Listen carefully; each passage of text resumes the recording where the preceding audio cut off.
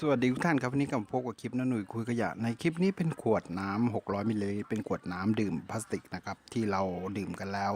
ดีก็ทิ้งไปนะครับนำกลับมาใช้กันครับโอเคครับติดตามชมนะครับจากขวดพลาสติกขวดน้ำดื่มครับผม